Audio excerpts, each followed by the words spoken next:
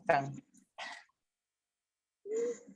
Voy a poner el video, pero de pronto lo apago porque como no sabemos el internet cómo se comporta, entonces vamos, ¿no? Ok. Bueno, fíjense, yo voy a compartir la pantalla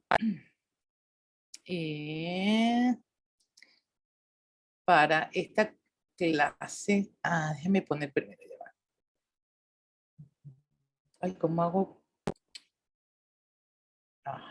Segundo, déjenme poner la presentación en grande. No. Pues. Sí, es así. Compartir pantalla. Eso. Ven todos allí, ¿verdad? Sí. Vamos a ponerla así. Eso, correcto. Bueno, esta clase es una clase bastante particular. Digamos, la idea con nuestras clases que vamos a ir desarrollando, bueno, van a ser un poco más interactivas y a partir del texto que les recomendé, de todos los textos que están en el Padlet y que tienen que ir leyendo, ¿no? Para que intercambiemos sobre ese tema especial del mercado del arte, ¿no? No obstante, déjeme ver que voy a apagar aquí el teléfono para no tener este sonido por aquí. Fíjense, no obstante, esta clase que yo hago siempre de introducción, tiene como un norte que nosotros un poco nos situemos, ¿no? Cuando nosotros hablamos de mercado del arte, pues hablamos precisamente de una obra que se está intercambiando y de una obra que ha adquirido un valor de mercado importante.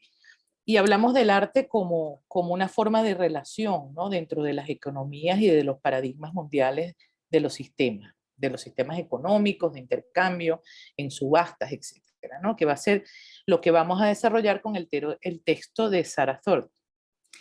Pero a mí me gusta dar esta clase al inicio para comprender cómo fue que ese objeto, ¿verdad? Cómo es que ese objeto del arte pues se fue convirtiendo a lo largo del siglo XX y en el siglo XXI en un valor de mercado. Y qué son las cosas importantes que nosotros tenemos que destacar allí, ¿no? Es decir, cuáles son las características de ese objeto y cómo ese objeto se fue desarrollando en el tiempo y cómo ese objeto se volvió ese lugar prolífico de lucro, de intercambio que nosotros conocemos en el siglo XXI y que es el norte central de este curso, ¿no? De esta cátedra. Entonces, vamos a ir poco a poco. A mí me hace mucha gracia porque esta es como una clase bastante particular, es una clase un poco densa porque voy a ir poco a poco con algunos puntos y con algunas referencias, ¿no? Que a mí me parecen relevantes a la hora de analizar, ¿no? Yo le digo a esta clase, me parece como si estuviéramos en el Volver al Futuro, porque vamos a ir al siglo XIX, vamos a pasar por el siglo XX, vamos a llegar al XXI, nos vamos a devolver, es decir, es como montarse en ese auto. Y voy a usar pequeños textos teóricos de algunos críticos y filósofos que nos van a ir acompañando. Pero lo que quiero decirles, que aunque parezca un poco densa, va a ser una clase un poquito densa, bueno, ustedes están en la libertad de detenerme cuando quieran, ¿no? Si quieren preguntar algo, si no me copian lo que les estoy diciendo, si necesitan hacer una intervención, bueno, la idea es que ustedes me detengan, me pregunten y analicen. Entonces, el primer caballero que vamos a conversar aquí, pues es un texto ahí se fue, es un texto de Baudelaire. Baudelaire es un gran crítico y poeta de finales del siglo XIX, ¿no? Y además digamos, para entrar en contexto, Baudelaire, por supuesto, es uno de esos poetas que viene de esa estructura monárquica, donde la obra de arte pues era considerada como un gran valor, ¿no? Acuérdense que existía todo el tema del mecenazgo, y Baudelaire es uno de los intelectuales y artistas que vivió esa transformación, ¿no? Es decir, que pasó del sistema monárquico al sistema, a la gran revolución industrial, pues que cambiaría las formas de desarrollo del Estado-Nación, y donde entonces el artista ya no era pues un valor sagrado, ¿no? O una especie de emisario que era capaz de traducir esas palabras divinas para todos los ciudadanos o para toda la corte, sino que fue un hombre que tuvo que empezar a trabajar, ¿no? Es el nacimiento de la burguesía, de una cantidad de cosas que también cambiaron el ser del arte. A Baudelaire le toca, además, ser paciente y ser un crítico dentro de esto que se llamó la exposición universal, ¿no? La exposición universal son las grandes expos. Ustedes saben qué son las expos, ¿verdad? Exacto, son sistemas de exhibición que nacieron justamente, yo con Baudelaire es que descubrí ese punto. Son sistemas de exhibición que nacieron justamente en la Revolución Industrial, eran grandes ferias donde se exhibían los avances industriales, ¿no? De los países. La primera creo que se hizo en Inglaterra, en Londres, que es la cuna de la Revolución Industrial y del avance del progreso, y la segunda es esta, que es la que pues Baudelaire relata, ¿no? En su texto. Déjame quitar, aquí no veo. Ok, ahora sí. Y le toca además confrontarse, ¿no? Con que en esa primera, es justamente en esta exposición universal de 1855, que es en la ciudad de París, donde se introduce no solamente la representación de los avances en industria, comercio, vinos, etcétera, sino también un salón de arte, ¿no? Es la primera feria donde se contempla esa posibilidad. Cosa que impacta muchísimo a Baudelaire, ¿no? Porque es la primera vez que tal vez se ve en la escena de la cultura, pues que hay un salón de arte y una venta de obras de arte. Y este texto a mí me parece es un fragmento revelador. Este texto está en el Padlet, que es toda la crítica que él construye a partir de esa visita.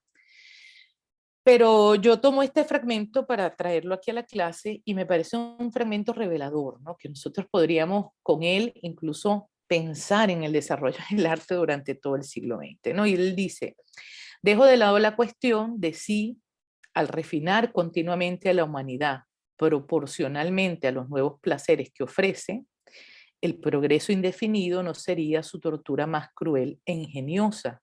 Sí, al avanzar como lo hace mediante una negación de sí mismo, no resultaría ser una forma de suicidio perpetuamente renovada. Y sí, encerrado en el ardiente círculo de una lógica divina, no sería como el escorpión que se envenena con su propia cola. El progreso, ese eterno desideratum, es ese eterno deseo que es su eterna desesperación. Eh, Me gusta mucho que tomemos aquí el tema de la negación de sí mismo, ¿no? Es decir, el progreso que nosotros podríamos traducir en la contemporaneidad como el tema de la innovación, ¿no?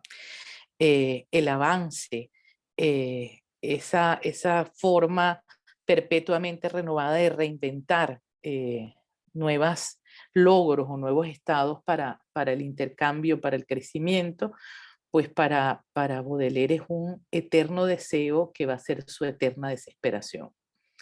Y es muy interesante porque yo analizando o trabajando en esta presentación, que es una presentación de siempre, de esta materia, de todas las cortes, pues pienso tanto en nuestra actualidad, ¿no? Es decir, eh, si pensamos en lo que ha sucedido en el mundo, ¿no? Con el tema de la pandemia, además, que yo creo que la pandemia es una consecuencia, ¿no? De tal vez ese progreso o ese eterno deseo eternamente desesperado que nos ha llevado justamente a aniquilar nuestras relaciones con la naturaleza y bueno, y con todos los temas que un calentamiento global está dejando sobre un mundo que creo que la pandemia es una de las cosas que este mundo comienza a sufrir, ¿no? Hay una especie como, a mí me parece que hay una especie como de revancha de la naturaleza sobre una humanidad, pues que se encerró en ese ardiente círculo de una lógica divina, ¿no? Que continuó envenenándose con su propia cola y que ahora estamos tratando de volver a observar, ¿no? Y la negación, tómenla en cuenta lo que estoy diciendo, porque vamos a hablar de la obra de arte justamente desde ese sistema. Ay, exacto. Este es uno de los panoramas de esta exposición histórica, una de las figuras. Voy a salir de la pantalla completa porque entonces todo el sistema entre las ventanitas y tal no me deja leer lo que está debajo, pero lo ven bien la imagen, ¿verdad? Sí, sí. Perfecto. Esta es una de las imágenes, ¿no? De donde fue esa exposición histórica, productos de la agricultura, la industria y las bellas artes de París en 1855. Estos son algunos fragmentos de lo que sucedía allí, ¿no? Fue uno de los eventos más importantes de Francia del momento, fue la posterior a la gran inauguración de la primera exposición que fue en Londres en el año 1851. Edificó su propio palacio de la industria y introdujo, ¿no? Lo importante de esta es que introdujo precisamente en el sitio de los Champs-Élysées, pues la exhibición es la primera exposición dedicada exclusivamente a las bellas artes, ¿no? Participaron alrededor de 28 países con sus obras pictóricas, sería como el primer gran salón de arte de la humanidad, ¿no? 5.000 pinturas expuestas entre los artistas que estuvieron seleccionados. Estuvo Delacroix, Dominique Ingres, Camille Corot, Jean-François Millet, Charles-François Daubigny, Jean Bartol, entre muchos otros, ¿no? Los reportes dicen que hubo 5 millones de visitantes, de los cuales acudieron 4 millones al pabellón industrial y 0,9 a la sección de Bellas Artes. La cultura siempre tiene esos términos desde el comienzo, ¿no? La inversión superó los 5 millones de dólares y las ganancias alcanzaron escasamente esa cantidad. También es interesante que incluso, fíjense que ya para ese momento, cuando hacen esa especie de gran salón de Bellas Artes, el primer salón de la humanidad, diría yo, ya había también un jurado de selección. Es decir, los artistas eran convocados y pues seleccionaba un jurado si iban a participar o no. E incluso creo que hubo un salón disidente de los que no aceptaron, ¿no? Es decir, ya hubo como un primer, otros artistas, los que no fueron aceptados, organizaron su exposición particular. Aquí tienen una imagen de esa exposición universal, la entrada a la exposición de Bellas Artes. Y aquí algunas imágenes de cómo eran las instalaciones, ¿no? Son muy escasas el registro fotográfico de ese momento, pero ahí podemos ver esa muestra, ¿no? Ese techo de ese palacio de la industria y de las bellas artes y cómo se organizaban los cuadros, ¿no? Un poco la museografía que se hacía en el momento. Este tópico, ¿no? Yo pienso que esta edición de ese concepto de exposición universal tiene esos puntos de interés, ¿no? Y además es un gesto grandilocuente de lo que era ese espacio de la modernidad, ¿no? Es decir, eso se inauguró en ese momento con todo su esplendor, pensando en el progreso como el punto focal de construcción de lo social. Son testimonios que además después van a ser muy rebatidos, ¿no? Porque esas exposiciones universales posteriormente se volvieron exhibiciones muy estereotipadas, ¿no? De la cultura, de los países, ¿no? Incluso muy colonizadoras de las entidades o lugares que empezaron a recopilar para estar dentro de ese campo de acción. Y bueno, lo que comento en este texto justamente que no debería extrañarnos, ¿no? La sorpresa y la conmoción que en un espíritu tan crítico del tiempo que le tocó vivir como lo fue Charles Baudelaire, pues lo que causó, ¿no? en su reflexión sobre el objeto del arte, sobre la obra de arte y sobre la humanidad también como tal. Aquí hay algunas imágenes de las obras que estuvieron en ese salón, de las que habla Baudelaire en su texto. Ese texto, no sé si lo pudieron leer, es un texto, por supuesto, duro, en el sentido de que, bueno, es la reflexión de un crítico del siglo XIX.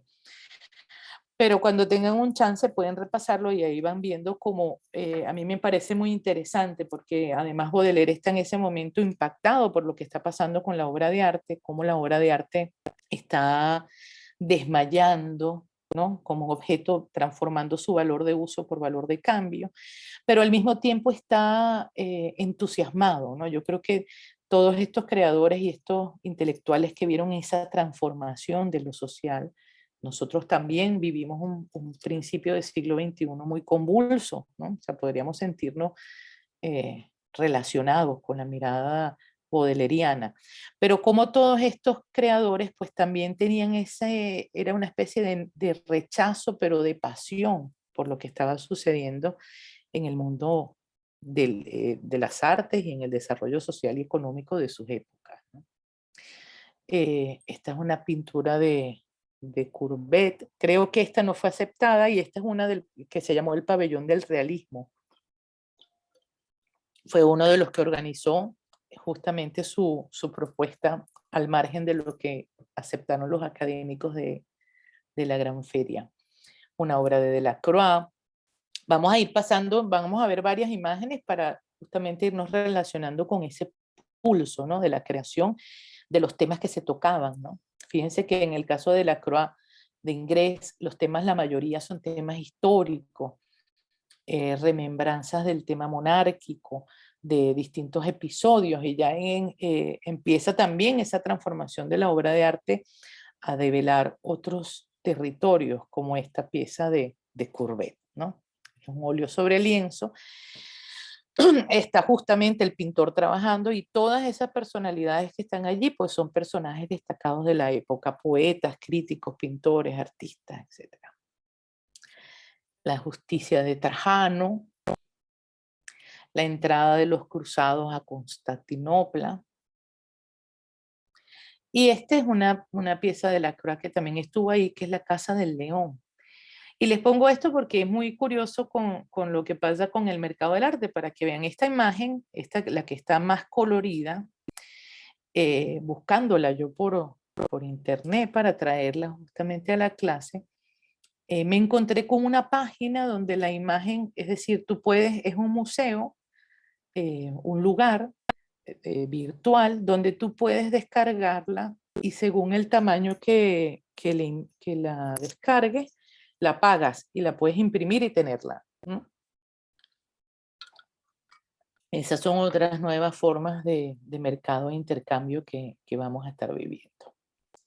Entonces, hay 3 puntos importantes en ese momento. Acuérdense que la obra de arte siempre está en relación también con los contextos, ¿no? Con las situaciones de su momento. Uno de los puntos principales es justamente, bueno, todas las nuevas funciones y estructuras que con la llegada de la modernidad desestabilizaron los antiguos nexos entre la sociedad, el arte, el hombre y la realidad. Nosotros tendríamos que pensar, y después más abajo vamos a revisar un texto de Foucault sobre el lenguaje y la literatura, ¿no? La obra de arte hay que pensarla siempre desde su evolución. El arte también siempre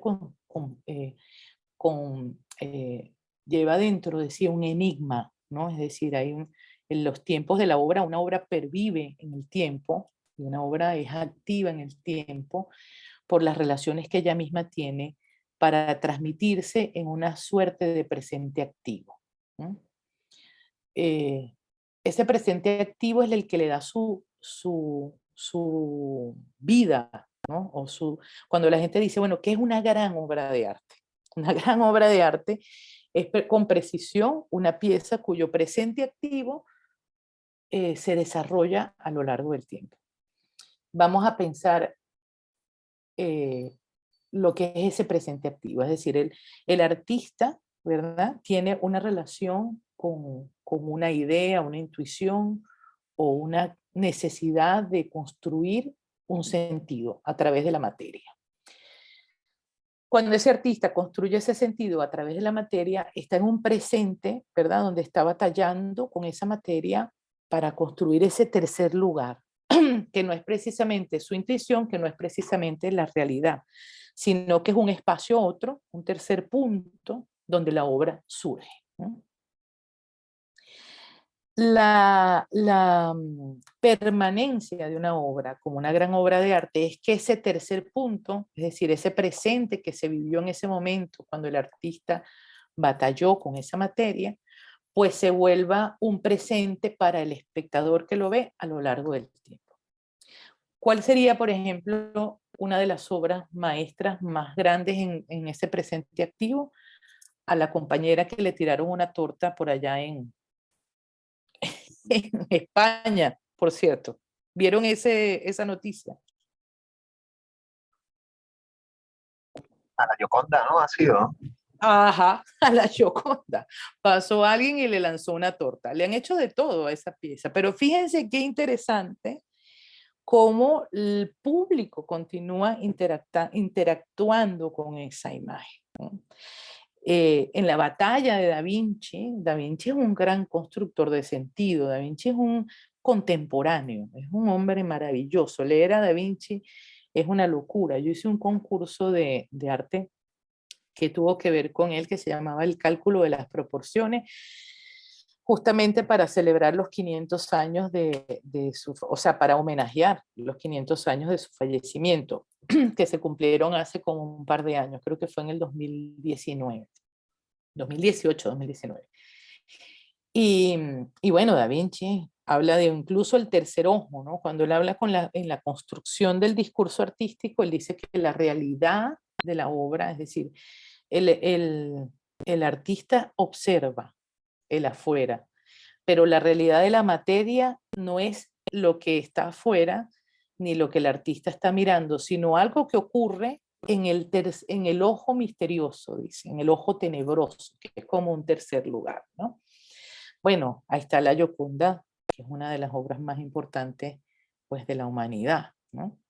Esos tiempos, hay otra obra que a mí me encanta mucho hablar de ella, porque la obra de arte habla justamente de eso, ¿no? Del vínculo, de lo que sucedió en contextos. Una obra, por ejemplo, en relación con su contexto, es el Guernica, de Picasso, que es una obra que todos ustedes conocen. También voy a hablar de otros artistas, pero fíjense que hay un filósofo que se llama Levi-Strauss que decía que suprimir al azar 10 o 20 años de historia, de los datos, ¿no? De las cifras de la historia, eh, no importaba tanto como suprimir las obras de arte que esos siglos o esos años vieron a hacer, porque la obra de arte es el testimonio de que algo ha pasado entre los hombres. En el caso del Guernica, nosotros, la humanidad entera, ¿no? El presente activo de esa obra es verla, y aunque no sepamos con exactitud qué pasó, cuál fue la explosión, cuántas personas murieron, aunque no tengamos esos datos perfectos o esas cifras perfectas, nosotros sabemos que gracias a esa obra sabemos que ahí ocurrió algo terrible que no debería volver a ocurrir en la humanidad. ¿Ven? Ese es el testimonio y la fuerza de la que les estoy hablando. Entonces, eh, sea del siglo XIX, del siglo XV, sea contemporánea, sea moderna, la obra siempre tiene que tener ese síntoma dentro de sí, ¿no?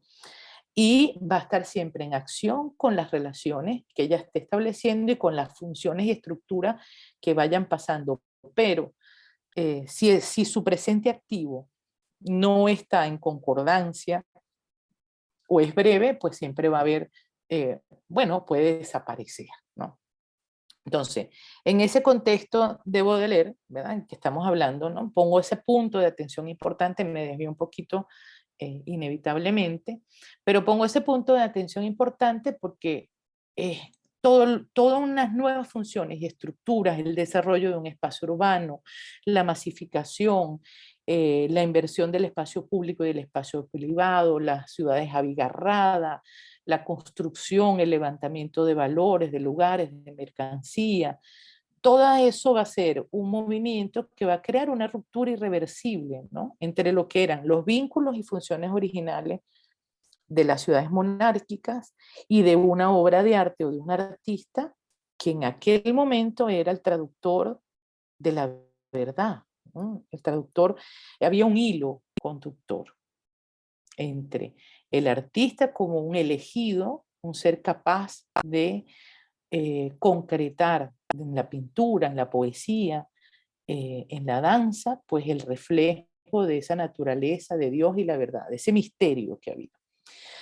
El desarrollo del espacio urbano, la desaparición de la monarquía, el crecimiento constante de las ciudades, va a hacer que esa función se rompa, ¿no? Ese es un punto fundamental del siglo, de la obra de arte, desde ese momento hasta nuestros días, ¿no?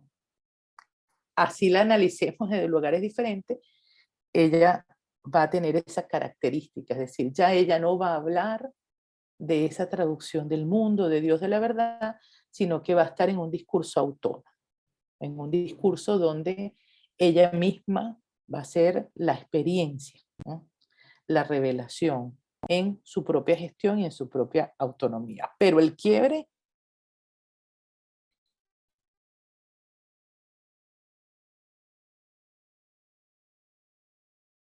existe.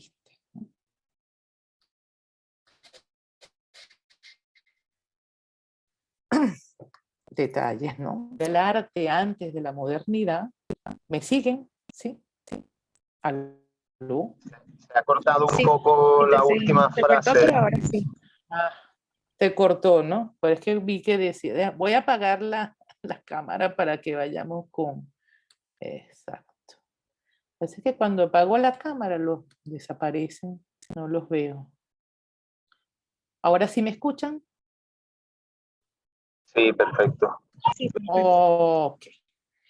Voy a dejar el chat por aquí, cualquier cosita me preguntan o los escucho. Entonces, digamos que ese arte, esa ruptura, esa conexión con Dios y a los comienzos, los finales del siglo XIX, los comienzos del siglo XX,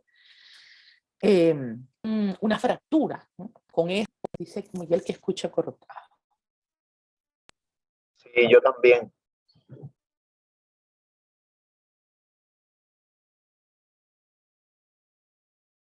A ver.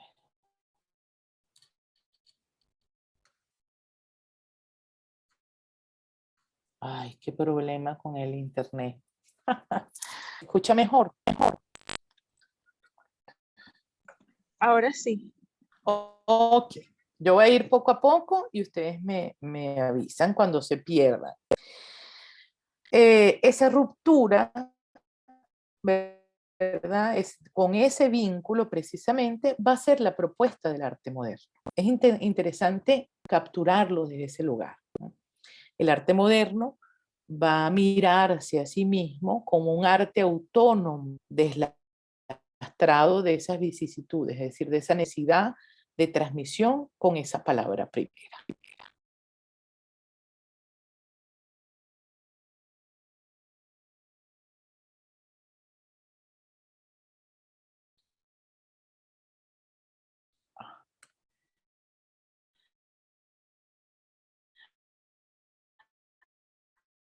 Aquí está el tema de Foucault, ¿verdad? Foucault tiene un libro que se llama De lenguaje y literatura, de lo que pasó en su momento como de lo que nos pasa contemporáneamente. Con un libro que se llama De lenguaje y literatura, es decir, de esta ruptura, pero desde la literatura, ¿no? Desde la lengua. Pero nosotros podríamos traducirlo un poco para pensar y analizar la obra de arte y pensar la obra para entrar en el siglo XX y entrar también como un objeto de mercado, ¿no? En ese libro, él dice que cuando nos preguntamos qué es la literatura, o cuando ya empezamos a pensar en la literatura como literatura, que es lo mismo con la obra de arte, ¿eh? Cuando nosotros empezamos a pensar en la obra de arte no como una emanación más de esa traducción de la conexión con Dios y la verdad de la monarquía, sino que la pensamos como obra, estamos pensando justamente en una conexión diferente, ¿no? Para Foucault, el tema de la literatura anterior, ¿verdad? En la época clásica, anterior a la modernidad, no era verdaderamente literatura, era más bien un juego de intencionalidades y figuras, de funciones retóricas que tenían su sentido en la necesidad de restaurar, reencontrar y en cierto modo reescribir el lenguaje soberano de Dios, la naturaleza y la verdad. Él habla de la retórica. Podríamos decir lo mismo de la obra de arte. La obra de arte clásica anterior a la modernidad o anterior al siglo XIX, pues era un juego de figuras, era un oficio, ¿no? No se pensaba en el arte de esa manera que lo pensamos nosotros ahora, como una profesión, como ese punto destacado, ¿no? Entonces, para Foucault, la literatura comienza para el mundo occidental en el mismo momento en que desaparece, gracias al nacimiento de la modernidad, la conexión con esa palabra primera.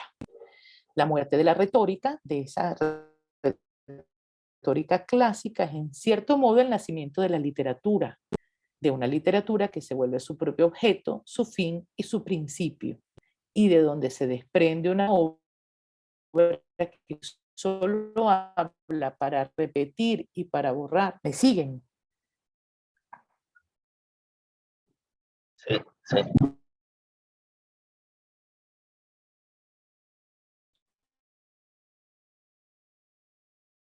¿Me entienden?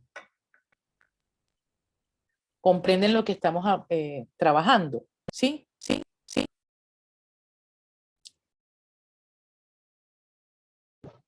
Sí, Perfecto. Cualquier cosa me preguntan, por favor, porque no me gusta tampoco irme y conversar yo aquí un monólogo y no saber si ustedes están comprendiendo de qué estamos conversando. Entonces, para Foucault, ¿verdad? La literatura, y podríamos nosotros hablar de la obra de arte, la obra visual, se sitúa en una especie de no lugar. Para mí ese no lugar, estos son que aunque es un no lugar, sigue siendo un lugar, es un espacio, un tiempo dinámico y estático que le otorga una relación con la obra y con el lenguaje, ¿no? Foucault lo define como una relación triangular, donde la literatura gobierna fantasmalmente desde el vértice, la obra de arte en nuestro caso, ¿no? Y tanto la inmovilidad de esa obra como la dinámica infinita del lenguaje apuntan hacia ella para paradójicamente nosotros, cuando pensamos en el arte moderno, cuando vamos a hablar después, yo voy a pasar por el... Cuando nosotros pensamos en el arte moderno, cuando pensamos en el arte contemporáneo, no estamos hablando de una obra en el tema moderno que se construye, como yo dije, desde su propia autonomía, ¿verdad? Deslastrada de esa necesidad de traducir o de ese oficio, traducir esa conexión de Dios, la naturaleza, la verdad, de ese lenguaje oculto. Pero ella siempre apunta a querer ser obra, ¿no? Y al querer ser obra de arte, pensando en ese tema clásico del genio, pues entonces también se está negando a sí misma. Es decir, es una, de algún modo, en el camino hacia su propia negación. ¿Sí?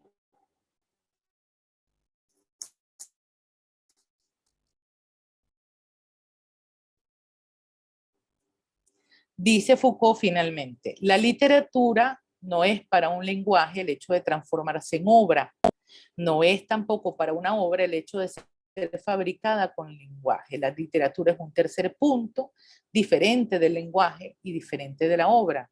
Un tercer punto que es exterior a su línea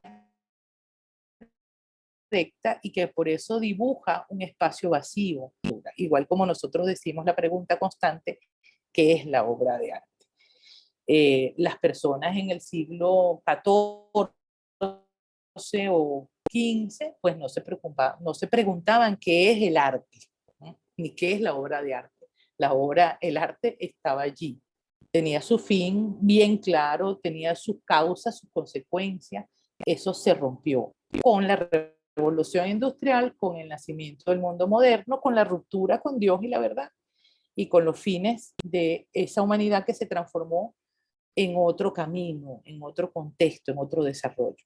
Desde entonces nos preguntamos qué es el arte, ¿no? Esa es una característica esencial de la obra de arte durante todo el siglo XX, en la modernidad, en las primeras vanguardias, en las segundas vanguardias.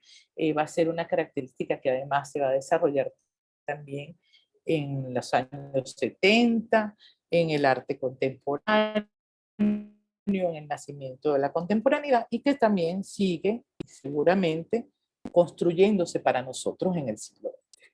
Aquí yo lo voy aquí es como un resumen, ¿no?, de lo que acabo de conversar, ¿verdad? Todo esto, todo ese movimiento, todo ese contexto, comprendió el nacimiento de un objeto artístico. Foucault nos los narró, además, en ese texto, con su asombro de ese eterno deseo, que es su eterna desesperación, el progreso, ¿verdad? Comprendió el nacimiento de un objeto artístico que se trasladaba no solo en la forma como era recibido por el espectador, sino en la forma como era concebido, ¿eh?, por el artista. Un modelo que se desprendió de su valor de uso para convertirse en un autovalor, en un fin en sí mismo. Al encontrarse frente a frente con las fracturas de sus funciones primarias como traductor de la verdad del mundo, la obra devino en modelo traductor de sí mismo, camino hacia una concreción como acontecimiento que es y que encierra en un sentido el camino hacia su propia negación. Vamos a verlo con tres piezas venezolanas para un poco desilvanar el tema teórico que estamos conversando. Son tres piezas sobre la ciudad de Caracas. Esta primera, 1776, es de la escuela de Juan Pedro López. Se llama Nuestra Señora de Caracas. Aquí vemos a una coronación de una virgen, ¿verdad? Y una cantidad, hasta San José con la vara florida, están los querubines, lazos, nubes, sobre la cuadrícula de la ciudad de Caracas en el siglo XVIII.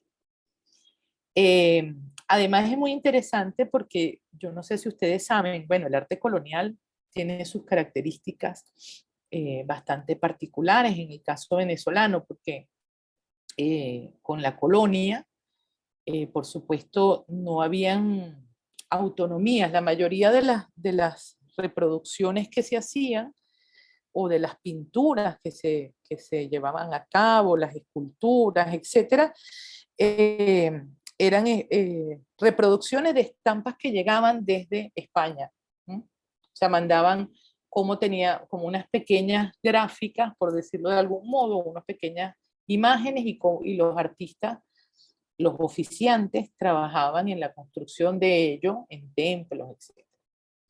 No obstante, habían escuelas como la de Juan Pedro López, los Landaeta, etcétera, que fueron escuelas que se desarrollaron hermosamente a través del tiempo y lograron ciertas autonomías en las cosas que ellos retrataban, ¿no? O traducían. Autonomías que tenían que ver con particularidades formales, del trazo, de los colores, de los pigmentos que se usaban, que tenían que ver con las mezclas cartográficas, ¿no? De aquí mismo, de lo que ellos recogían para hacer sus pigmentos y sus colores y las atmósferas del país, ¿no? Del sitio. Juan Pedro López es uno de los artistas más destacados en ese sentido de la escuela, ¿no? Porque nosotros con el tiempo no se sabe exactamente, tiene el nombre como del el que era el maestro fundamental de la escuela, pero ahí trabajaba mucha gente en conjunto. Fíjense qué interesante eso. En ese momento no había firma, ¿no? Por decirlo de algún modo, ¿no? Ese ser destacado del artista no existía sino como un grupo. Como un grupo de personas que trabajaban pues por la revelación de una imagen, la revelación de una imagen para el pueblo, para la gente. Vamos a ver ahora entonces, esta es otra imagen de Caracas, 1965. Aquí ya tenemos un nombre destacado, ¿verdad? Alejandro Otero, un gran artista venezolano, uno de los primeros que creó movimientos de vanguardia como el grupo Los Disidentes. Ya estamos hablando de un salto fundamental. Esta es la misma ciudad, pero construida a través de un ensamblaje de papeles coloreados. Esa es una serie muy interesante de Alejandro Otero, de su etapa abstracto informalista, donde él recurre a esos papeles coloreados para hablar de los datos, de las cifras, de las muertes de la ciudad, de la violencia, ¿no? Y hace esos ensamblajes con los avisos y con esa desestructuración del ser social o de lo urbano o de esa Caracas a través pues, de las lecturas, ¿no? Del collage, de la lectura de la palabra, de la prensa diaria. En esta pieza ya estamos viendo un artista que no está pensando en esa totalidad, en esa traducción de la verdad, en esa bendición de la naturaleza sobre una ciudad, sino que está pensando en la autonomía de su gesto para develar la esencia de ese espacio citadino. Y la tercera que vamos a ver es de un gran conceptualista que se llama Claudio Perna. Claudio Perna es un gran artista. A mí me encantaría darles una clase solamente de Claudio Perna. Es un gran artista venezolano, uno de los primeros conceptualistas del país y yo creo que del mundo entero, que hace trabajos de postproducción. Es decir, yo creo que si Nicolás Burro, del que vamos a hablar un poquito más adelante, si Nicolás Burro hubiera conocido a Claudio Perna, hubiera enloquecido. Y Claudio Perna es anterior. Incluso Claudio Perna se llamaba así, él era antropólogo y era un hombre que hacía unas investigaciones fantásticas, justamente con ese tema de crear obra y crear sentido a partir de materiales informados por otros.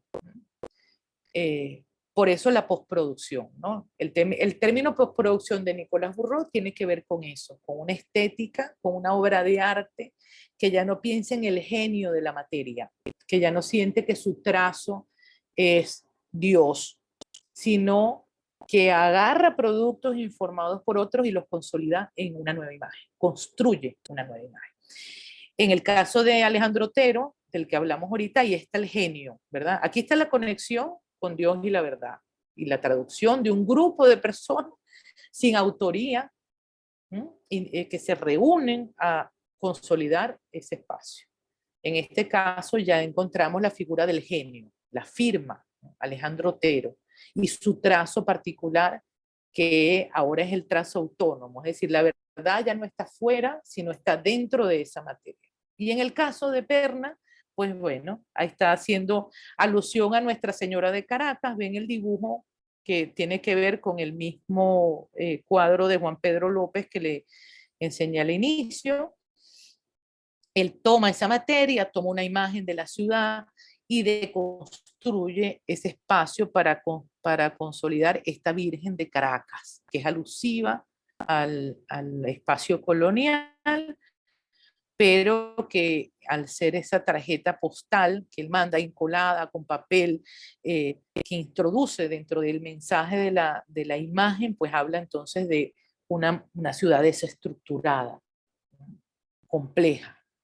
Pero desde ese espacio, agarrando la materia de otros y reorganizándola en la pieza.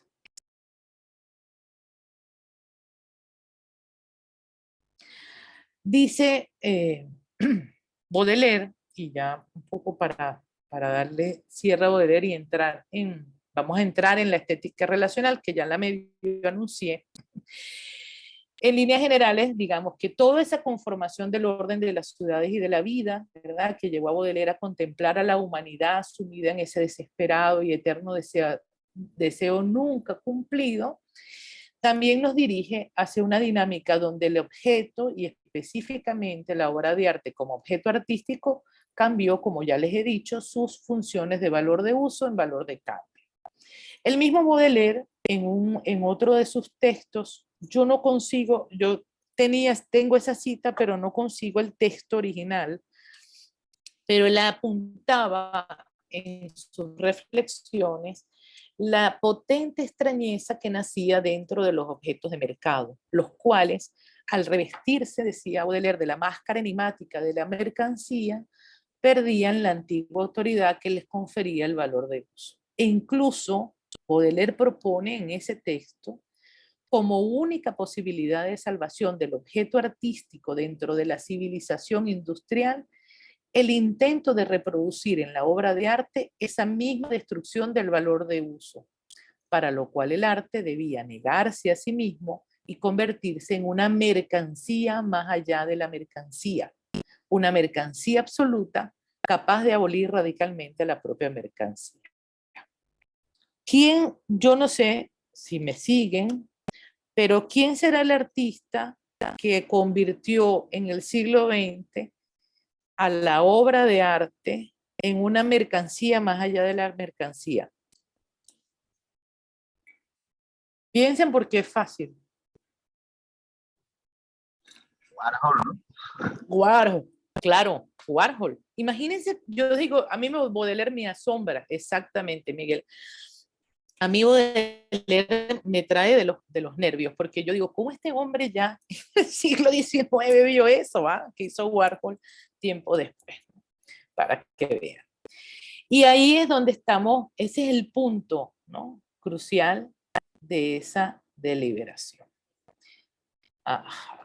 Mercancía más allá de la mercancía. Estos son otros fragmentos de Baudelaire sobre el tema del arte que están en ese texto que yo les apunto. Está en el Padlet, lo pueden leer cuando quieran.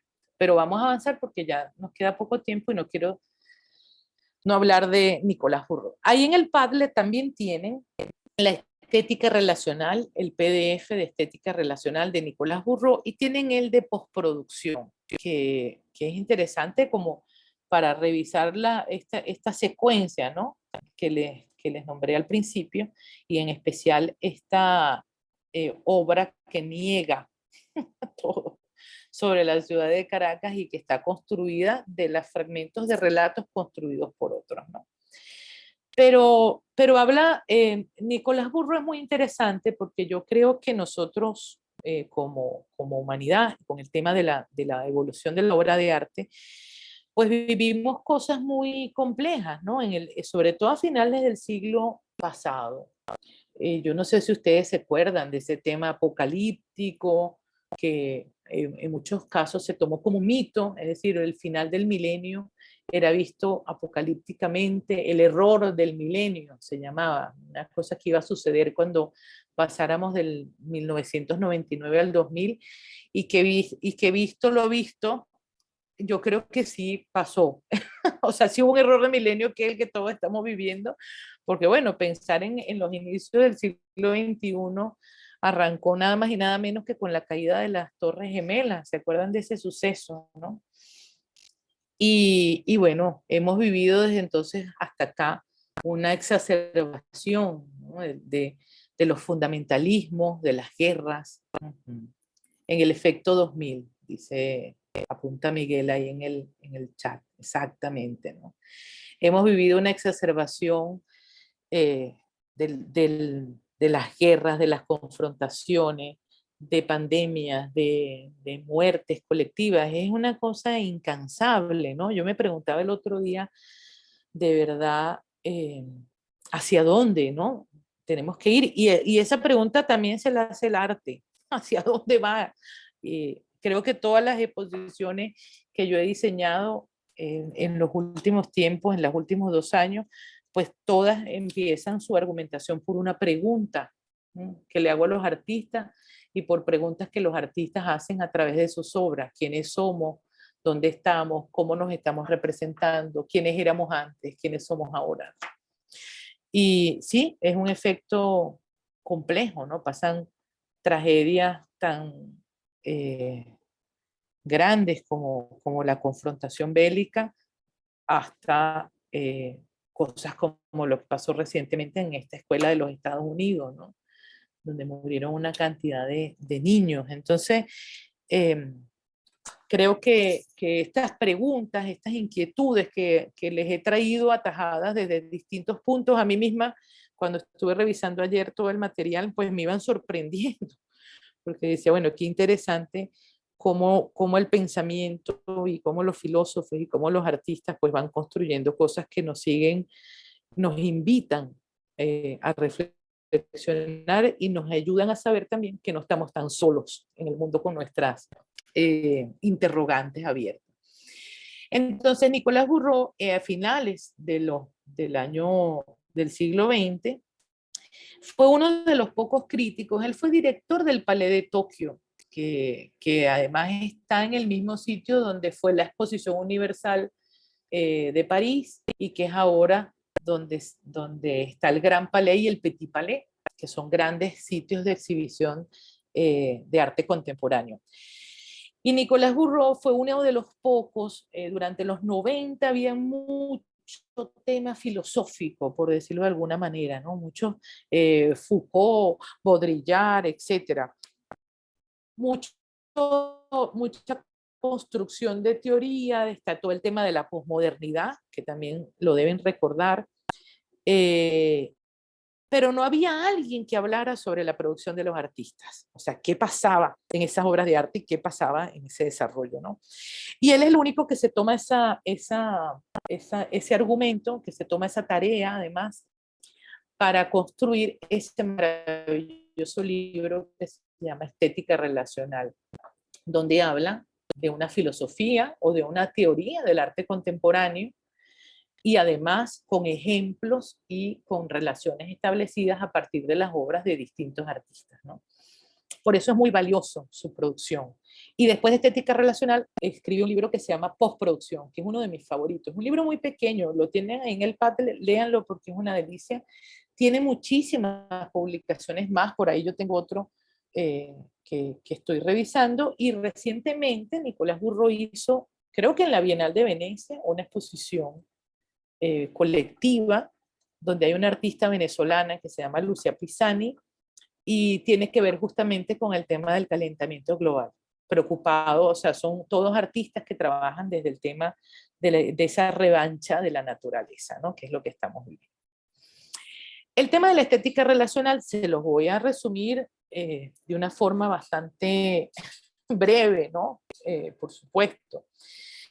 Pero el tema de la estética relacional es que él justamente dice que el avance pues de ese progreso que nos llevó a las telecomunicaciones, que inició la era de la televisión, que después se proyectó en grandes cadenas de televisión por cable, que después además se fue avanzando hacia la creación del Internet y después hacia la globalización. Él dice que todos esos sistemas empezaron a crear ya a finales de los 90, pues grandes distancias sociales, es decir, ya había un distanciamiento para él, en ese momento había un distanciamiento social. Incluso en su libro habla ¿no? de lo difícil que, por ejemplo, pudiera ser para un ser humano o para un ciudadano las dificultades que pueden derivar de no pagar el estacionamiento y saludar a alguien, sino hacerlo con una máquina o intentar resolver un problema bancario por teléfono y no tener a nadie que responda y que le hable con usted. Esos son ejemplos muy privados que pone, pero también lo habla a nivel general, ¿no? Es decir, cómo todos esos lugares empezaron a crear una desconexión entre las relaciones humanas. Y habla justamente de que el arte, es decir, de finales de los años 90 y de comienzos del siglo XXI, de que ese arte va a empezar a hacer productos, obras, instalaciones que hablan y ejecutan procesos que para avivar la relación humana. Por eso se llama estética relacional, es decir, es una estética que crea relaciones, que parte del análisis de relaciones humanas, que crea relaciones de la materia, que avivan también ese intercambio humano y que al mismo tiempo crean una relación abierta con el espectador. Y él habla justamente de un intersticio, es decir, la obra se consolida como un intersticio. Aquí voy a leer un fragmentito de Bourreau. Dice: el intersticio es un espacio para las relaciones humanas que sugiere posibilidades de intercambio distintas de las vigentes en este sistema, integrado de manera más o menos armoniosa y abierta en el sistema global. Este es justamente el carácter de la exposición de arte contemporáneo, hablando en la contemporaneidad, en el campo del comercio de las representaciones, crear espacios libres, duraciones de cuyo ritmo se contrapone al que impone la vida cotidiana y favorecer un intercambio humano diferente al de las zonas de comunicación impuestas. El contexto social actual crea espacios específicos y preestablecidos que limitan las posibilidades de intercambio humano. Fíjense de que estaba pendiente Nicolás Bourreau y todo, yo misma digo, ¿dónde estará la estética relacional de cuando pasó la pandemia? Yo dije, Dios mío santo, nuestro único bastión que era la estética relacional para pensar en un arte que facilitaba las posibilidades de intercambio humano. Bueno, ahora, ¿para dónde vamos? ¿No? Nos quedamos en el siglo XX abiertos con Nicolás Bourreau, en el siglo XXI abiertos con Nicolás Bourreau, hacia ese análisis y hacia ese fenómeno, y después nos atacó esta pandemia bueno, que creó un alto poderoso y complicado del tema de las relaciones humanas. Estos son los puntos relevantes para Nicolás Bourreau, ¿verdad? De una obra de arte que ahora se transformó de ese gesto del genio, de la materia, a la creación de un espacio vinculante.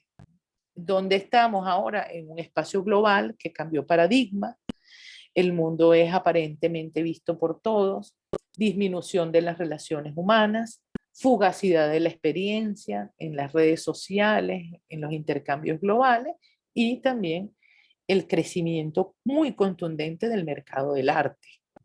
Recuerden que el mercado del arte como tal, eso lo vamos a conversar muchísimo durante todo este curso, verdaderamente nace pues más o menos como a finales del siglo XX. Es decir, en la década de los 70 o de los 80, bueno, la gente podía vender una obra, pero ese ejercicio enloquecido de miles de subastas, que además el siglo XXI proliferó de una manera casi tóxica, porque a partir del 2008, que fue la gran crisis norteamericana de la economía, donde la mayoría de todos esos inversionistas, pues la mejor forma que encontraron de proteger sus bienes y sus sumas multimillonarias era, por supuesto, comprando arte.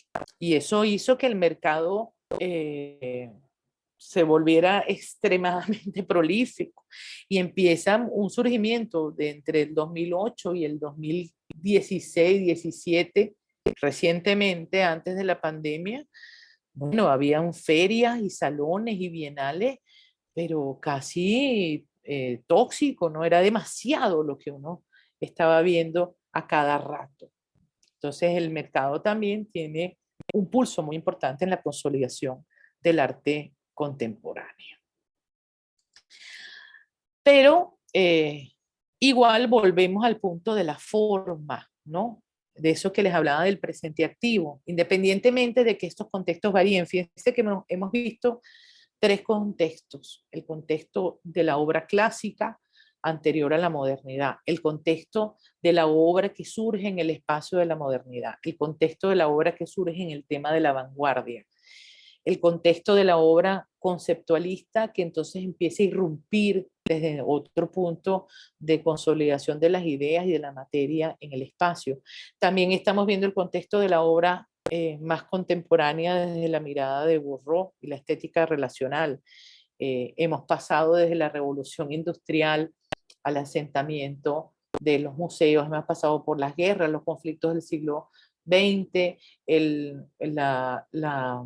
la ilusión o la utopía de mejores ciudades para todos los ciudadanos, después la sobrepoblación, el avance desmedido de un progreso que entonces en el siglo XXI pues nos ha llevado a revivirnos y volvernos a mirar, ¿no? Pero la obra siempre, en todos esos espacios, pues tiene una esencia, esa esencia enigmática que yo les hablaba al comienzo, ¿verdad? Que les hablé del presente activo, y en el caso de Nicolás Bourreau, él lo habla como un encuentro duradero. La forma, dice, puede definirse como un encuentro duradero. ¿Por qué lo especifica? Pues para que no crean que entonces la estética relacional son 4 papeles que yo pego en una pared y ya, ¿no? Porque soy muy contemporáneo, muy postproductor. No, no, no. La obra tiene su esencia y tiene su enigma, ¿no? Tiene su posibilidad. Me acordé que aquí, además, en este texto, denme un segundito. No. Este tampoco. Me lo salté. Ajá, miren lo que dice Baudelaire del arte. Tan cierto es que hay en las producciones múltiples del arte un algo siempre nuevo que escapará eternamente a la regla y a los análisis de la escuela. Ese es el presente activo de la obra según Baudelaire. El asombro, que es uno de los grandes causes causados por el arte y la literatura, contiene esa misma variedad, tipos y sensaciones. El asombro, ¿verdad? El presente activo nos asombra, la Mona Lisa nos asombra, el Guernica nos sigue asombrando. Ese es y lo que dice, en el caso de Bourreau, es el encuentro duradero, ¿no? Vamos a volver entonces a Nicolás Bourreau, aquí en nuestra máquina del tiempo. Estoy por aquí. Voy con Bourreau. La forma puede definirse como un encuentro duradero. Encuentros duraderos, líneas y colores inscritos en la superficie de un cuadro de Delacroix, los objetos desechos que aparecen en los cuadros Merz de Switzer, Delacroix clásico, Switzer moderno, y las performances de Chris Borden contemporáneo. Más allá de la calidad de la puesta en página o de la puesta en el espacio, se revelan como duraderos a partir de que sus componentes forman un conjunto cuyo sentido persiste en el momento del nacimiento del presente ese que les hablé, del momento de la relación del artista con la materia, planteando posibilidades de vida nuevas en los encuentros que esas obras y que esos conjuntos van a tener persistentemente con un espectador. Aquí está un cuadro de Delacroix, Medea Furiosa, una maravilla de pieza, una intriga de una escena que siempre despertará la atención, unos collages de Switzers de 1921 y el performance de Chris Borden, Crucifixión, donde se crucificó sobre un capó de un Volkswagen, 1974.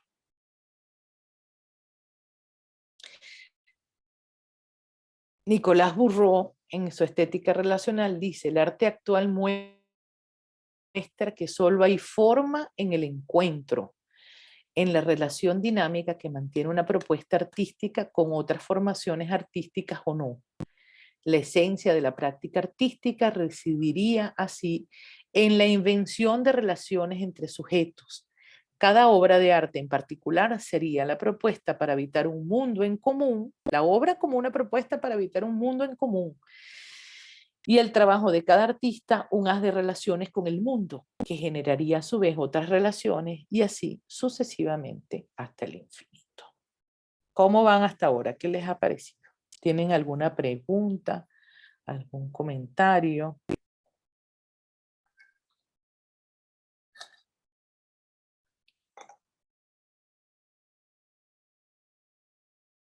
Profesora, yo quisiera ver la lámina que está antes de la crucifixión. Me llamó la atención ese collage, por favor. De Kurt Schwitters, Ajá. bellísimo, ¿verdad? Ay, me encanta. Es que me encanta el collage. Ah, qué bueno. Los nerds. Eso fue como un tipo de lenguaje que él creó, además, en el 21. Imagínate lo que era en 1921 un collage como obra de arte. Pensarla, ¿no? Clarísimo. La ruptura que eso creó. Ujú. Me copian bien, ¿verdad? ¿Me están Sí, entendiendo? sí, Vamos. sí. Ok, chéverísimo. Entonces, voy a continuar un poco hablando de dos artistas. Un artista que cita, yo sé que le voy a dar un adelanto a quien le toca exponer sobre González Torres, pero uno de los artistas favoritos de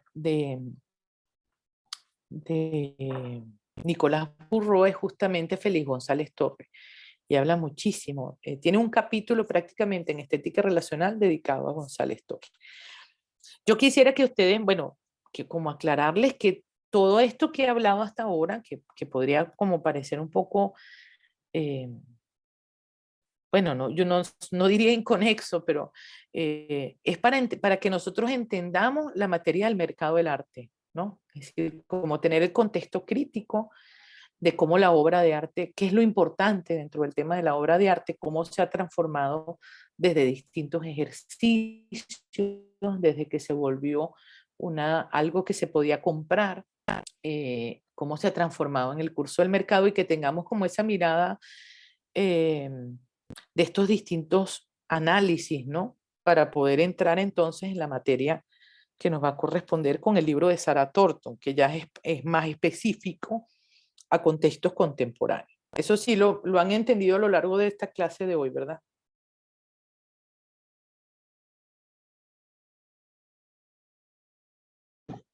Sí, sí, sí. Perfecto, perfecto. Entonces, voy a hablar dos casos para entender el tema de la estética relacional. Con un ejemplo, voy a hablar brevemente de dos casos muy particulares.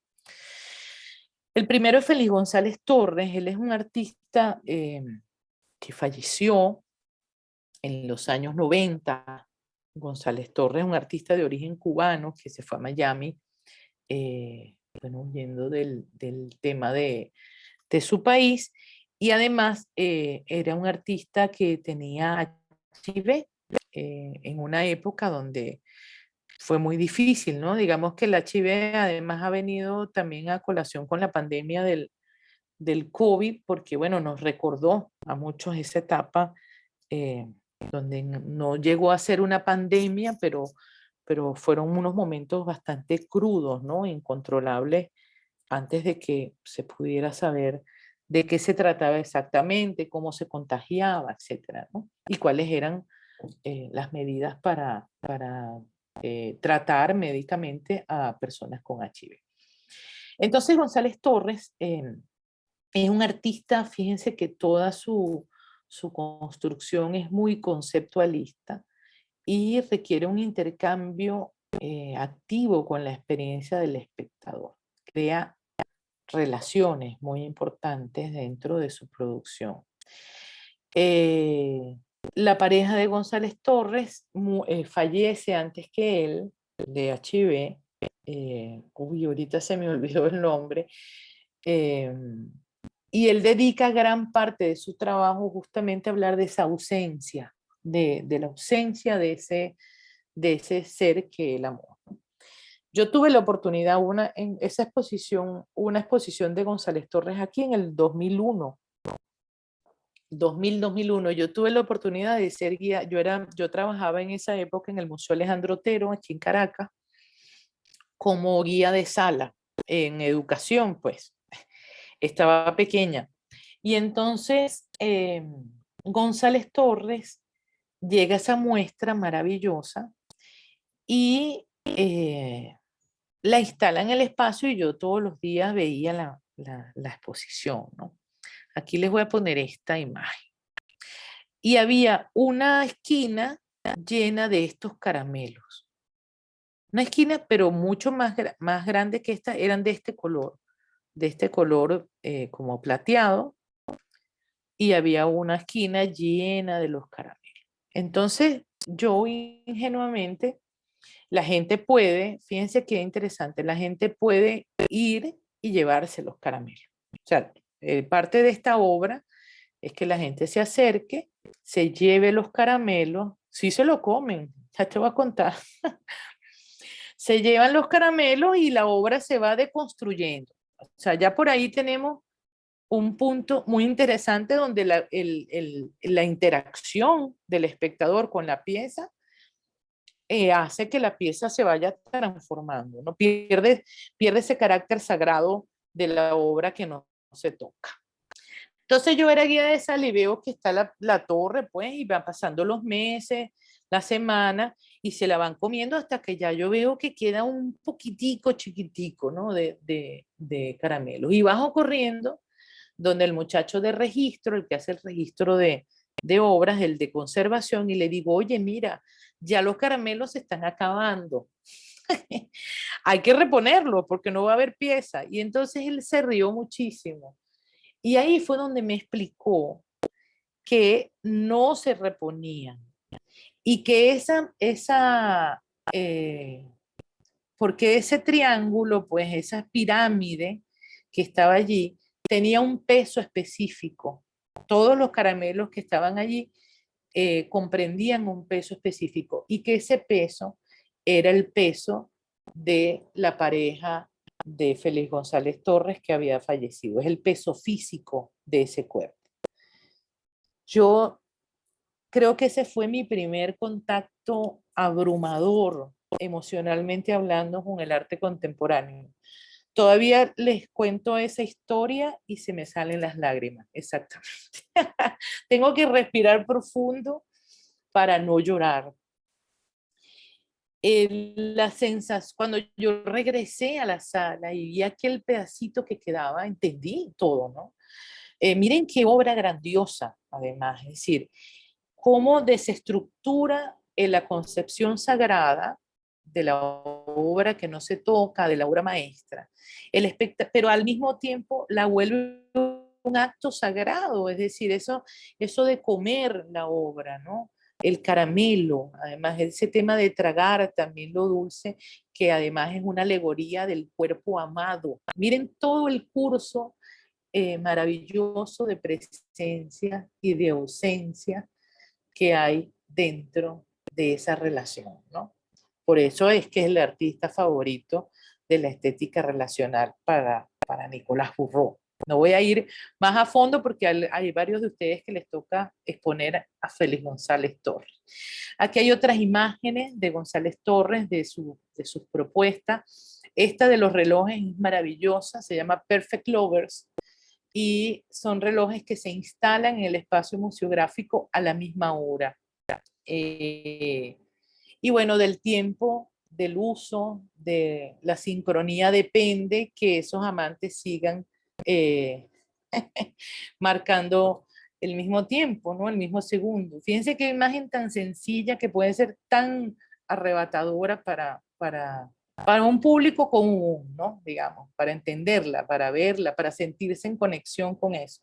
¿Cuántas cosas pasan por la cabeza de uno cuando piensa o puede ver esos dos relojes y se llaman Perfect Lovers?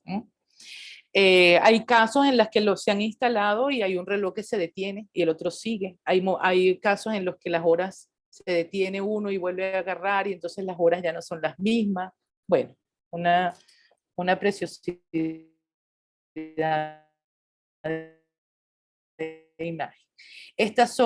Tenía la costumbre de hacer estas grandes impresiones y la gente se las podía llevar. Hay un texto mío que tienen que leer en el Padlet, que habla de una experiencia personal en una feria de arte con una de esas impresiones fotográficas libres para tomar. Y también tenía este tipo de instalaciones con estas bombillas que dependían de las experiencias que él tenía con las personas, ¿no? Era muy sintomático en ese reflejo de intercambio con el otro.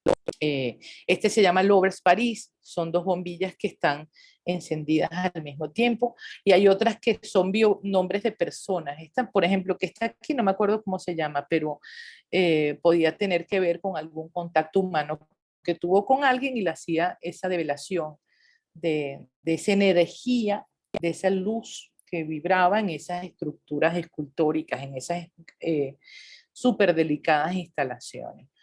También usó los espacios urbanos para un poco trazar, ¿no?, el reflejo de las intimidades o de la intimidad, del amor, del cuerpo, de las camas vacías, meterlas dentro de la mirada veloz, ¿no?, del paseante, de la ciudad, de lo convulso, ¿no?, de nuestros espacios. Esta está en una exposición, esta también era una imagen de la cama posterior a que se levantaron él y su pareja, ¿no? Pero así como estaba dentro de las muestras, también hizo grandes instalaciones en el espacio urbano, como la que ven aquí, ¿no?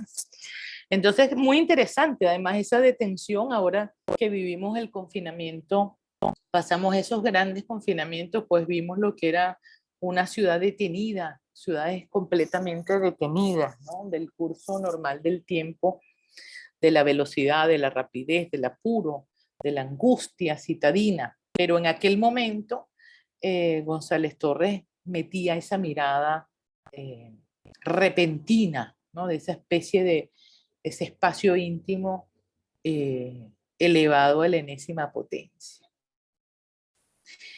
También quería hablarles de este señor, Francis Alice, hizo un proyecto en el año 2002 que se llamaba Cuando la fe mueve montañas. Es un proyecto de performance colectivo y de instalación. Y él convocó a 500 voluntarios, eso fue en Lima, en la tercera Bienal de Lima. Yo no sé si ustedes saben algo un poco del tema de Lima, saben que es una ciudad que vivió problemas políticos y sociales muy convulsos en la década de los 90 y en los 80, con la guerrilla, el narcotráfico, etc. Y ellos después hicieron un trabajo muy fuerte de saneamiento, sobre todo del casco histórico y de la ciudad central, cosa que lograron con mucho éxito, pero todo lo que era como el componente humano o las sociedades conflictivas las fueron trasladando hacia los bordes de la ciudad, hacia el margen, ¿no? Y Lima está rodeada también de todas esas, como de todas esas movimientos marginados, pues por decirlo de alguna forma, que se volvieron un anillo alrededor de la ciudad, alejados de la mirada del ciudadano común, ¿no? Hay una película muy hermosa que se llama La teta asustada, que si la consiguen por allí véanla, y habla justamente de esa problemática. Entonces, este señor Francis Ali, que vive en México, es un gran performancista, pues se decidió meterse con ese tema. Entonces se fue a esas zonas, a esas dunas que están en las afueras de Lima, y convocó a 500 voluntarios para formar una hilera que desplazara con la ayuda de palas una duna de 500 metros de diámetro situada en la periferia. Los voluntarios fueron, ¿verdad? Y la duna la movieron unos centímetros, creo, un par de centímetros respecto de su posición original, ¿no? Digamos que es un proyecto de desplazamiento geológico. Y uno podría pensar, bueno, pero qué de obra de arte tiene esto, ¿no? ¿Qué de artístico puede tener que 500 personas se pongan a la tarea de mover una montaña? Pero lo importante, fíjense, si es lo que significa dentro de una comunidad, ¿no? Porque si esta comunidad al margen, estos voluntarios que forman parte de una misma zona en la ladera de la ciudad, saben o experimentan que son capaces de mover una montaña, pues qué cosa no pueden hacer si se organizan, ¿no? Entonces ese es el norte, ¿no?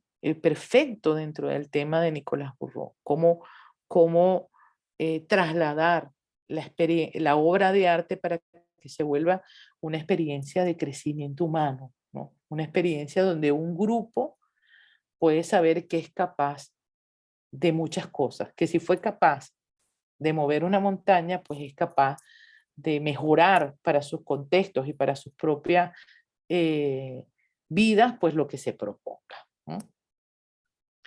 Esos dos pequeños ejemplos para pensar en Nicolás Bourreau, para tener eh, esas miradas, ¿no? Sobre el arte que vamos a trabajar y sobre la obra de arte que vamos a trabajar en nuestra mirada dentro del mercado, ¿no? Y de lo que viene posterior. Y también para pensarnos, ¿no? Yo pienso que nosotros,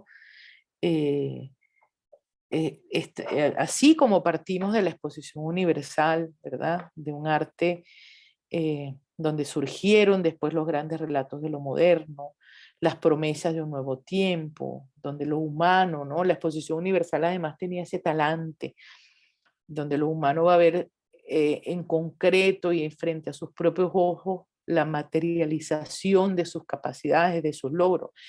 Y eso también fue un espíritu del siglo XX, ¿no? Acuérdense que después de las 2 guerras mundiales, cuando finalmente, yo creo que ya como en los años 60, pues todo el tema del progreso, el nacimiento de la publicidad, sociedades que esperaban brindarle esa autonomía al hombre moderno, ¿no? O sea, al hombre contemporáneo de aquel entonces, el bienestar, ¿no? De la casa, el gran sueño americano también, en cierta forma, y que el siglo XXI, los finales del siglo XX ya demostraban que no iba a ser posible, ¿no? Entonces nosotros, bueno, estamos también ahora en ese quiebre crucial de aquellos anhelos del siglo XX, ¿no? Como hablamos ahorita del YK2, no se llamaba eso, el error del milenio, o Y2K, YK2 o Y2K. Pues que sí pasó, ¿no? Ahora nosotros estamos, si algo hemos comprobado y si algo nos ha unido para empezar a encontrarnos de una manera diferente, para pensar el arte de una manera diferente, para pensar los mercados y las relaciones humanas de una manera diferente, es que en algún momento todos, independientemente de los contextos en donde estábamos y de las crisis de los países o de los lugares donde independientemente estábamos, en algún momento todos nos sentimos vulnerables. ¿Mm? En algún momento todos nos encontramos en un estado-nación que era incapaz de resolver o de garantizarnos la salud y la vida. ¿Mm? Eso fue un momento contundente, ¿no? y que nos debe llevar a preguntarnos a nosotros, que debe llevar al arte también a preguntarse, que debe llevar a la producción, al progreso, a las sociedades y a los estados a preguntarse quiénes éramos antes y quiénes somos ahora. Voy a cerrar con esta imagen donde se hizo esa feria de la Exposición Universal con la que iniciamos esta clase de Volver al Futuro. Hemos viajado por bastantes sitios. Estas son las imágenes iniciales, ¿verdad? Esa superficie, esa exposición tuvo lugar, esta es una exposición universal que hubo después en París, que tuvo lugar entre el 15 de abril al 12 de noviembre de 1900, más adelante de la que vimos que habló Baudelaire. La superficie era de 120 hectáreas, en aquel momento participaron 58 países. Fue visitada por 50 millones de personas. ¿Se acuerdan que la que hablé de Baudelaire, la segunda, fue visitada por 5 millones? Aquí ya fueron 50. La estación de Orsay, que ahora es el Museo de Orsay, el Petit Palais, el Gran Palais y el Puente Alejandro III fueron construidos para celebrar la exposición universal esa. El Petit Palais y el Gran Palais se construyeron luego sobre el emplazamiento del Palacio de la Industria, que fue aquella de 1855, fruto de esa exposición precedente. Y aquí hay una imagen hermosísima de ese conjunto monumental donde fue esa gran exposición, donde por primera vez nos vimos con la obra como un objeto de mercado, pero dibujando siempre hermosas trayectorias. Y es en ese sitio precisamente donde continúa haciéndose una gran feria de arte contemporáneo que desde París, este fue el sitio además, el Petit Palais, es el sitio donde está también el Palais de Tokio que dirigió Nicolás Bourreau por mucho tiempo, viendo y leyendo todo ese arte contemporáneo y todas esas hermosas reflexiones que dejó para nosotros. Aquí hay algunas de las imágenes de los artistas que han estado en ese lugar. Jeff Koons, que también es uno de sus convocados. Damien Hirst, por aquí. Jeff Koons, aquí está Cy Twombly. Esta es una galería que se llama Galería Gagosian, pero son artistas que han estado dentro de ese parque. Y bueno, creo que con todo esto la idea es justamente encontrarnos, ¿no? Encontrar esa obra, pensar en esa mirada pendiente que tenemos sobre esos relatos y reflexionar sobre todos esos mecanismos del arte contemporáneo. La FIAC es la feria famosísima de la que yo les hablo, que se hace en ese sitio donde fue además la exposición que conmovió la mirada de Baudelaire. Voy a tratar de buscar el vínculo. Vamos a ver si puedo ponerles alguno de estos videitos. Esta de...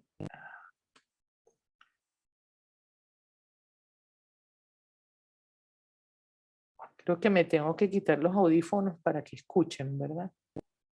Si yo no me equivoco. Ça, c'est Paris. En fait, c'est un gâteau. Mais bon, on va dire que c'est Paris. À Paris.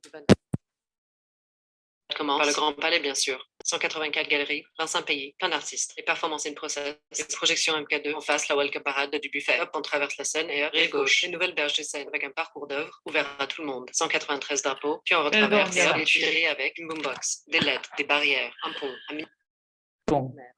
un bonhomme de neige, s'il vous plaît, avec les yeux uniquement. On enchaîne la Vendôme, avec les cabanes de A Tadashi ver. avant de sauter sur le bateau. Dame un segundo. Esto es un enredo. Un banc, une licorne, une autre parade et un lièvre, pour ne citer que quelques-uns, des nombreux délices visuels qui vous attendent. Alors bien sûr, on n'oublie pas les galeries parisiennes. Un peu... ¿La pudieron ver? ¿Aló? No pude ver nada. Se quedó. Ok, lo voy a volver a No, hacer. Lo voy a volver a hacer. no se ha Ok, visto, ok. no se ha visto. No, no se ha visto. Ya lo voy a volver a hacer distinto, porque lo que hice fue una locura. Vamos a ver si puedo copiar este Open. Creo que es esta.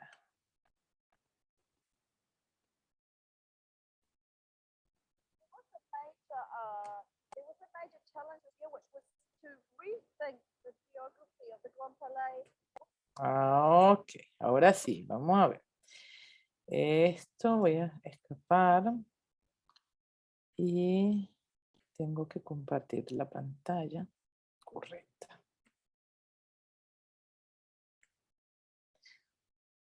Ah, este. Creo que esta.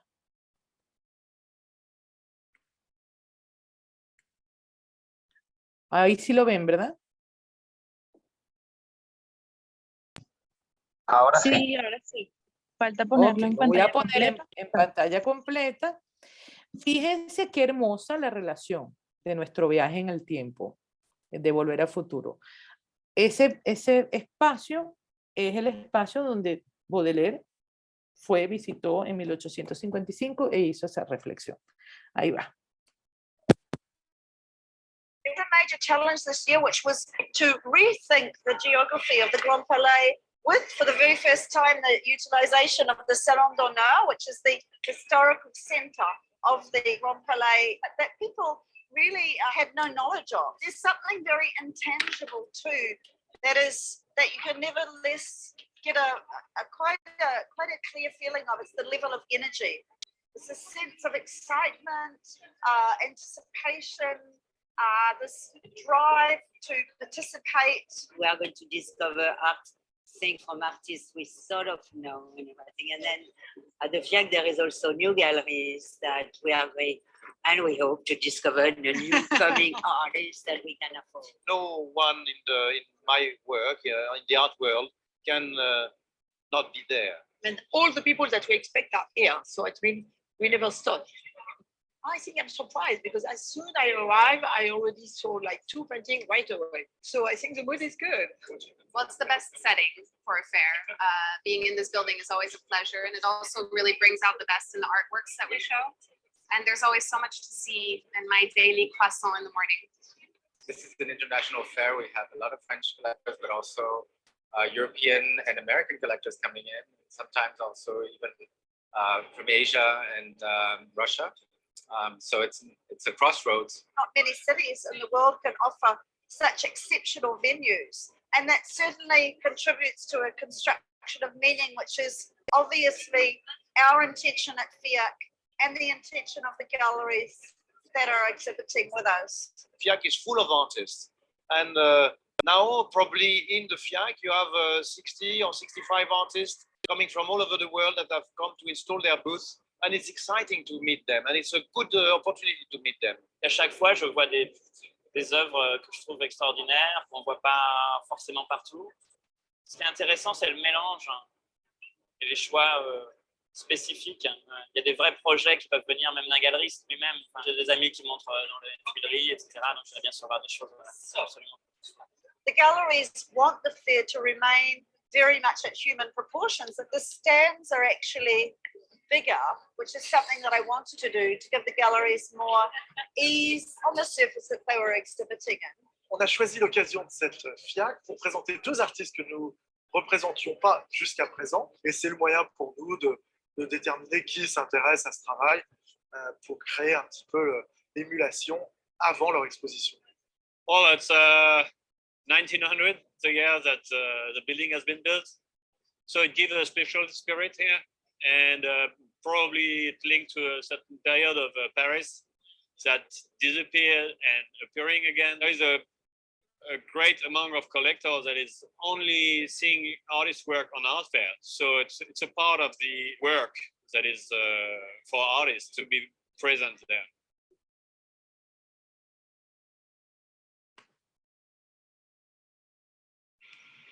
This is Lindsay.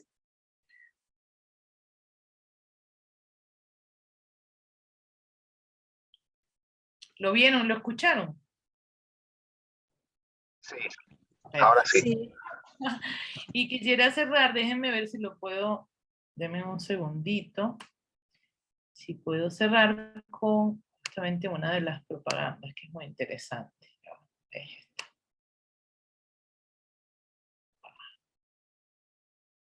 Ça, c'est Paris. En fait, c'est un gâteau. Mais bon, on va dire que c'est Paris. À Paris, du 24 au 27 octobre, il y a la FIAC. Alors la balade commence par le Grand Palais, bien sûr. 184 galeries, 25 pays, plein d'artistes. Les performances in process, les projections MK2, en face la welcome parade du buffet. Hop, on traverse la Seine et hop, rive gauche, une nouvelle berge de Seine avec un parcours d'œuvres ouvert à tout le monde. 193 drapeaux, puis on retraverse et hop, les Tuileries avec une boombox, des lettres, des barrières, un pont, un mini-parc, un vélo, un ciné éphémère, un foie, un bonhomme de neige. S'il vous plaît, avec les yeux uniquement. On enchaîne place Vendôme avec les cabanes de Tadashi Kawamata. Oups, avant de sauter sur le bateau bus, hop, jusqu'au jardin des plantes où il y a un hippopotame, un aigle, un banc, une licorne, une autre parade et un lièvre. Pour ne citer que quelques-uns, des nombreux délices visuels qui vous attendent. Alors bien sûr, on n'oublie pas les galeries parisiennes, un peu partout. Les réseaux sociaux, on peut suivre tout ce qui se passe. Il y en aura pour tout le monde. Et la cerise sur le gâteau, si vous permettez l'expression, c'est la 40e édition. Fiac, fiac, fiac, fiac, fiac, fiac, fiac, fiac, fiac, fiac, fiac, fiac. Bueno, listo, déjenme dejar de compartir. Terminamos, ¿no? ¿Qué tal? ¿Cómo les ha ido hoy conmigo?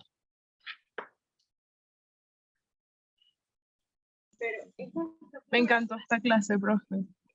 Me encantó, me encantó, me encantó. De verdad se me aguaron los ojos con lo de Félix González. Claro, es que eso es muy conmovedor. Sí, no, estuvo genial. Chévere, Estuvo genial. me alegra mucho. A ver. Súper interesante, sí, sí.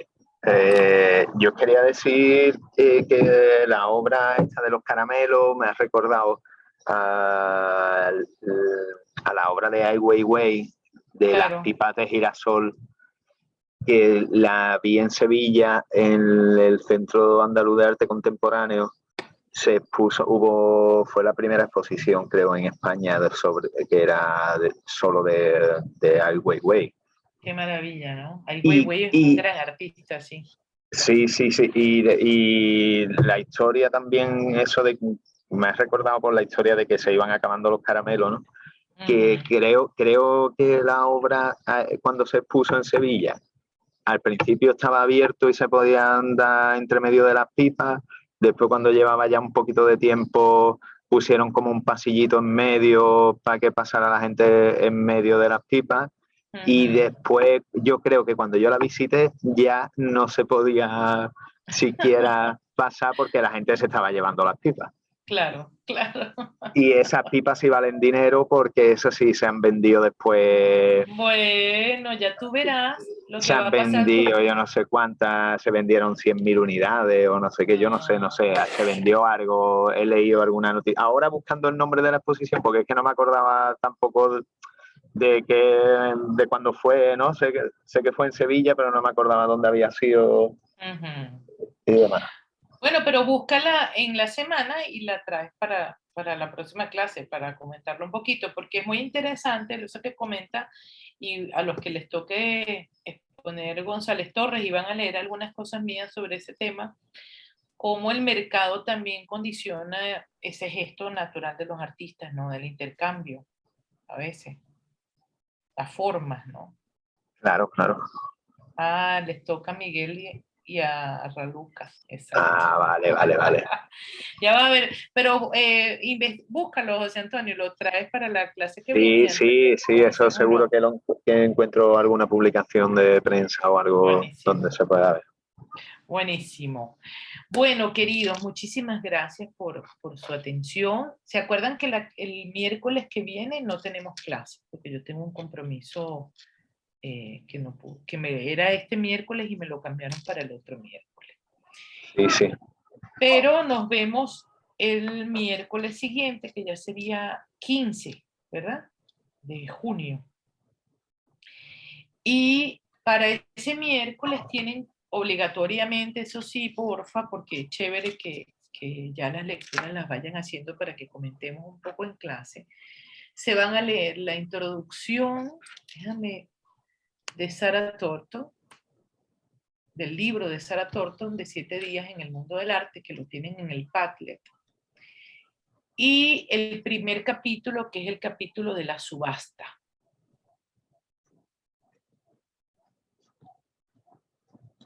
Esos dos textos. Ok. Y bueno, ahí tienen también un universo de lecturas, tienen lo de postproducción, tienen estética relacional, que yo se los monté, etc. Entonces, déjenme de todos modos terminar de chequear aquí. Yo lo tengo en el programa.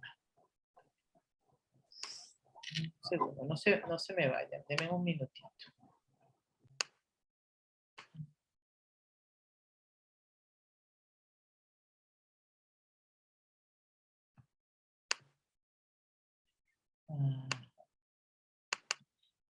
Para decirles correctamente. Ya vimos eso. Ajá, ¿ves? Tienen la subasta de Christie, tienen que leer el primer capítulo, la introducción del libro, el primer capítulo que es la subasta de Christie de Sarah Thornton, y ahí en el Padlet, en el cronograma, hay un link a un video sobre Art Price o la revolución del mercado del arte de Thierry Herman. Es un video largo y sería chévere si lo pueden ver, si no lo vemos un ratico en la clase que viene. Ok. Ok. Perfecto. Vale, profe, Bueno, muchísimas gracias. No, vale, gracias a ustedes por la compañía. Nos vemos. Un gusto siempre, nos vemos entonces el miércoles 15. Tienen tiempo para leer cosas y investigar. Perfecto. Muchas gracias, chao. Muchas gracias. Gracias a ustedes.